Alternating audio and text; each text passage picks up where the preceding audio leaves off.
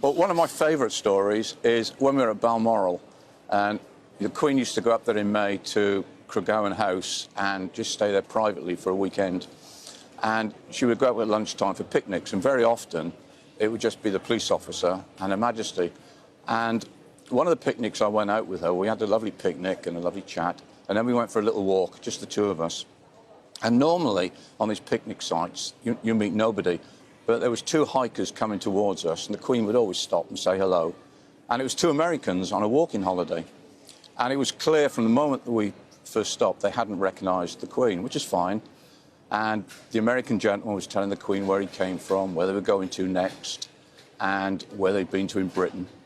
And I could see it coming, and sure enough, he said to Her Majesty, "And where do you live?" And she said, "Well, I live in London, but I've got a holiday home just the other side of the hills." And he said, "Well, how often have you been coming up here?"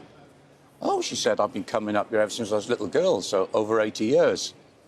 And you could see the clogs thinking. He said, "Well, if you've been coming up here for 80 years, you must have met the Queen." And as quick as a flash says, "Well, I haven't, but Dick here meets her regularly." So the guy said to me, "Oh, you've met the Queen, what's she like?" And because I was with her a long time and I knew I could pull her leg, I said, "Oh, she can be very cantankerous at times, but she's got a lovely sense of humour."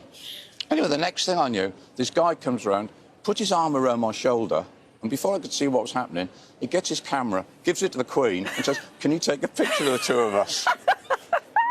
Anyway, we swapped places, and I took a picture of them with the Queen, and we never let on, and we waved goodbye. And then Her Majesty said to me, "I'd love to be a fly on the wall when he shows those photographs to the friends in America, and hopefully